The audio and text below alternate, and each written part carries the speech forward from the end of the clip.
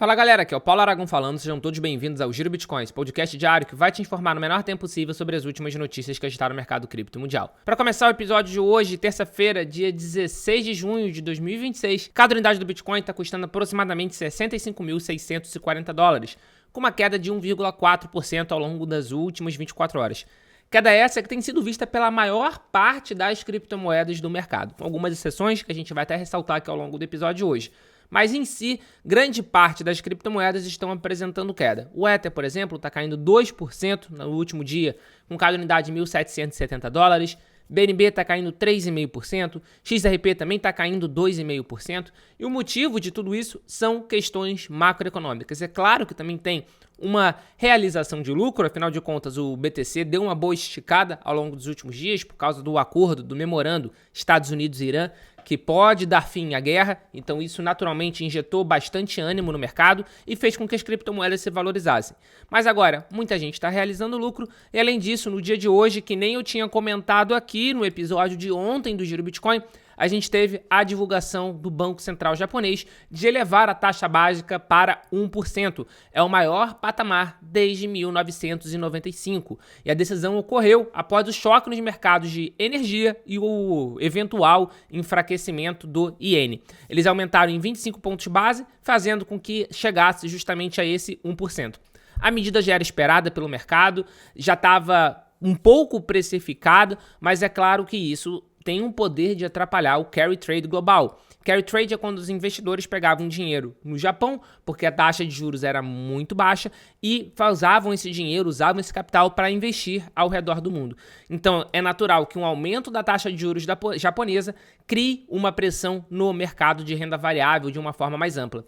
E é justamente isso que a gente está vendo no mercado americano também. O mercado americano está aberto há cerca de uma hora, está operando há cerca de uma hora, e a gente está vendo a Nasdaq operando em queda de 0,3%, o S&P 500 operando em queda de 0,17%, em contrapartida, Dow Jones está conseguindo ali ter uma alta de 0,6% por enquanto. Mas vamos acompanhar o dia de hoje, porque o mercado financeiro, vocês sabem, é muito volátil, é muito dinâmico e as coisas mudam muito rápido. E só para sair dessa parte do mercado financeiro tradicional, vale a pena falar sobre o preço do barril de petróleo, que continua em queda. Está operando em queda de 4,5%, com cada unidade em 77 dólares. É um patamar bom, ainda mais se a gente comparar que até poucas semanas a gente estava bem acima dos 100 dólares. Então a gente agora tem 77 dólares e naturalmente isso ajuda, porque isso reduz a pressão inflacionária no mundo todo. Então apesar da gente saber que um acordo Estados Unidos e Irã só vai ser válido depois que a tinta estiver no papel, que a caneta estiver no papel e mesmo assim, olhe lá, o mercado está reagindo positivamente. A queda no preço do barril de petróleo é um indicativo de que o mercado está sim otimista de que agora esse acordo é para valer. E antes de dar prosseguimento no episódio de hoje, eu quero te pedir aquele favor. Eu produzo o Giro Bitcoin para vocês de segunda a sexta-feira, fora o relatório panorama.girobitcoin.com, que é atualizado de segunda a segunda, 7 dias na semana, e tudo que eu peço em troca é justamente o seu engajamento. Deixa o seu like, o seu comentário, compartilha esse episódio no seu grupo de WhatsApp, no seu grupo de Telegram, deixa a sua inscrição, se a plataforma permitir, deixa a sua avaliação de 5 estrelinhas, que isso vai fazer com que o algoritmo entenda o conteúdo como relevante e distribua para cada vez mais pessoas. Então, tudo que eu peço em troca de vocês é justamente essa ajuda. Sem perder mais tempo, sem mais delongas, no dia de ontem a gente teve um novo outflow, uma nova saída registrada no ETF de Bitcoin Spot. Os ETFs de Bitcoin registraram um outflow de 986,28 BTC, o que em dólar americano dá cerca de 64 milhões, 65 milhões de dólares. E essa saída aconteceu. Eu, sinceramente, esperava que a gente visse inflow no dia de ontem. E o ETF de BTC foi o único que registrou outflow. O ETF de ETH conseguiu interromper uma sequência ali de 4 dias consecutivos de outflow e registrou um inflow de 13.045 ETH, que em dólar americano deu 22 milhões e meio. O ETF de Solana também conseguiu registrar um inflow de 2,7 milhões de dólares, bem como o ETF de XRP, um inflow de 2,8 milhões de dólares. O ETF de Hyperliquid também registrou um inflow de 17 milhões de dólares. E falando em Hyperliquid, a Hyperliquid registrou uma nova all-time high na manhã do dia de hoje, na manhã do dia 16. A Hyperliquid conseguiu alcançar a impressionante marca ali de 75, quase 76 dólares na manhã do dia de hoje. Na verdade, eles passaram. A Hyperliquid bateu 76,7, que está tendo uma flutuação, está tendo uma volatilidade bastante considerável. A Hyperliquid está tendo uma valorização de 10% ao longo do último dia, o que é muito expressivo, ainda mais se a gente levar em consideração que o mercado está em queda. Nesse momento, cada unidade está com $74,23, mas a all-time high foi ainda agora com $76,70. Com isso, para vocês terem uma ideia, a unidade da Hyperliquid, já está valendo mais do que a unidade da Solana, que era algo que eu tinha comentado com vocês, que eu acreditava que fosse uma questão de tempo, né, para acontecer por causa de toda essa febre que a gente está vendo em cima da Hyperliquid. É verdade que a Solana ainda é muito maior de capitalização de mercado do que a Hyperliquid. A Solana tem 42,27 bi, enquanto a Hyperliquid tem 16,5 bi, mas a unidade da Hyperliquid está valendo mais do que a unidade da Solana. E lá no site, comparadormarketcap.com.br, a gente consegue fazer umas comparações bem interessantes, né? No sentido de que comparar um market cap com o outro. Se a Hyperliquid, por exemplo, tivesse a capitalização de mercado da Solana, o quanto estaria em cada unidade? Se a Hyperliquid tivesse o mesmo market cap da Solana, cada unidade da Hyperliquid estaria custando $190,03, ou seja, teria uma variação ali de 156%. E o fator multiplicador seria ali em 2,6 vezes. Bem interessante ver, e isso a gente consegue fazer ali no comparadormarketcap.com.br, né? Você consegue fazer a comparação de capitalização de mercado entre diversas criptomoedas para ver aonde aquela criptomoeda ficaria. Então, com isso, a gente consegue ver se é algo factível ou não, ou o que aconteceria com o preço dessa criptomoeda nessa valorização. De qualquer forma, a gente está vendo a Hyperliquid com uma grande esticada, a gente está vendo muita gente operando RWA em cima da Hyperliquid e isso, sem sombra de dúvida, tem auxiliado a Hyperliquid nessa valorização. É claro que tem todo um risco regulatório, a gente já viu a Hyperliquid recebendo algumas advertências de reguladores americanos, de autarquias americanas. Então a gente precisa acompanhar de perto, mas de qualquer forma, por enquanto, está dando super certo para a Hyperliquid, que atingiu uma nova all-time high. E sendo bem sincero com vocês, eu ainda vejo a Hyperliquid com fôlego, assim como eu vejo a BlackRock com fôlego de lançar cada vez mais produtos de criptomoeda. E no dia de hoje vai estrear, é o debut do novo ETF da BlackRock, do BITA, B-I-T-A, é o Bitcoin ETF BITA, que ele oferece rendimento para os cotistas. Ele utiliza de uma estratégia de manter 65% da exposição no ETF IBIT, que é o ETF de Bitcoin Spot da própria BlackRock, e os outros 35% eles utilizam em vendas de opção. E com essas vendas de opção, eles conseguem gerar um rendimento em que é distribuído parcialmente para os cotistas. Naturalmente, o fundo segura uma parte, o fundo segura uma parcela como uma bonificação para o próprio ETF, o resto é distribuído para os cotistas. Então, esse é o ETF para quem quer ter exposição ao Bitcoin, mas também quer gerar um rendimento mensal, que é algo que o Bitcoin não gera, né? Em si, o Bitcoin ele é um ativo que não gera um rendimento. Diferente do Ether, por exemplo. O Ether, você pode colocar ele em staking e ele acaba gerando um rendimento passivo. Não é o caso do Bitcoin. Então, a BlackRock está lançando o BITA por causa disso e eu, sinceramente, espero que a gente veja um inflow acontecendo para esse ETF ao longo das próximas semanas. A gente conhece a cabeça do investidor financeiro tradicional e ETF com rendimento chama muito a atenção. E a BlackRock sabe disso e por isso que eles estão lançando esse produto.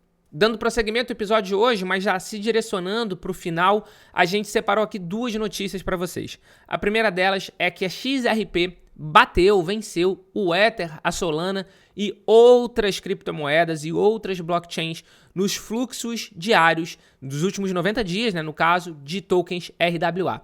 RWA são os Real World Assets, são o que, na minha opinião, estão mais dando combustível para essa valorização da Hyperliquid. E ao longo dos últimos 90 dias, a blockchain vencedora foi a blockchain da XRP. Foi o XRPL, né, que é o XRP Ledger. Para vocês terem uma ideia, nos últimos 90 dias, a gente teve negociado no XRP Ledger 1,9 bilhões de dólares em RWA.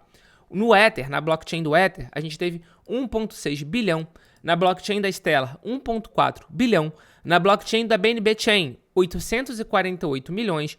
Da Solana, 611. Avalanche, 362 milhões. Sei, 202 e Mantle, 90.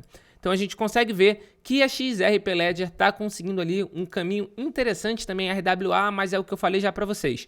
Sem sombra de dúvida, o grande ganhador dessa tese, pelo menos por enquanto, nesse mercado, é a Hyperliquid. Não à toa, a Hyperliquid está conseguindo essa valorização tão expressiva ao longo dos últimos tempos, está conseguindo já se posicionar ali no top 10 de maiores criptomoedas, com uma capitalização de mercado superior a 16 bilhões, e para mim parece ser questão de tempo até eles conseguirem atingir patamares cada vez maiores. É claro que vão acontecer ups and downs, vão ter quedas e vão ter valorizações ao longo do tempo, mas a Hyperliquid tem se demonstrado um projeto bem interessante, um projeto que está construindo bastante nessa narrativa, nessa tese de RWA.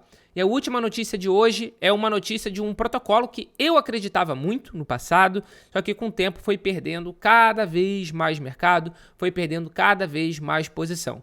E eu estou falando da Polygon. A Polygon, para quem não sabe, era uma Layer 2 do Ether, ou seja, era uma rede que tinha a ideia de dar mais escalabilidade para a rede Ethereum, para a blockchain Ethereum, só que eles foram perdendo tração ao longo do tempo de uma forma inexplicável. E, para você ter uma ideia, a all-time high deles foi em 2024, 13 de março de 2024, com cada unidade em 1,29. E nesse momento, eles estão com uma queda de 94% desde a all-time high, com cada token em 7 centavos de dólar.